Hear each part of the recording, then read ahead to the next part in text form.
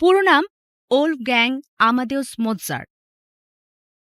শিশু বয়সেই তাকে বলা হতো বিস্ময় বালক, কারণ মাত্র 5 বছর বয়সেই মোৎসার্ট সৃষ্টি করেছিলেন তাঁর প্রথম সুর।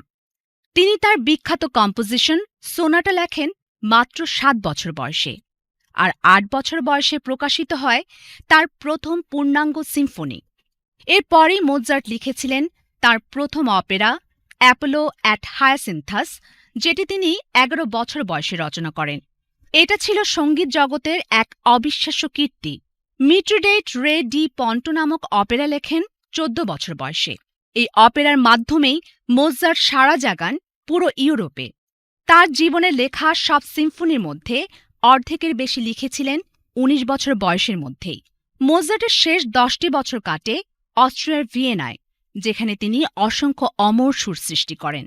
এই সময়ে তিনি সৃষ্টি করেন the marriage of Figaro, Don Giovanni, the magic ফ্লুটের মতো অসাধারণ সব অপেরা। মোট 600টিরও বেশি সঙ্গীত সৃষ্টি করেছেন মোৎসার্ট। তার মধ্যে রয়েছে 53টি সিম্ফনি, 20টির বেশি অপেরা, আর অসংখ্য ধর্মীয় সঙ্গীত এবং চেম্বার মিউজিক।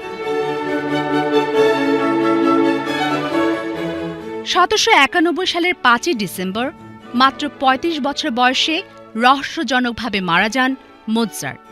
আজও তার মৃত্যুর সঠিক কারণ অজানা, তবে অনেকেই মনে করেন তাকে বিষ প্রয়োগ করা হয়েছিল।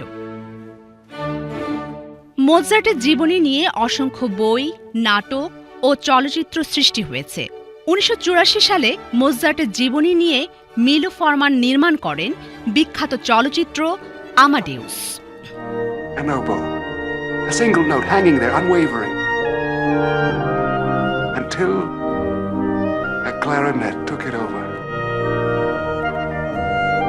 sweetened it into a phrase of such delight.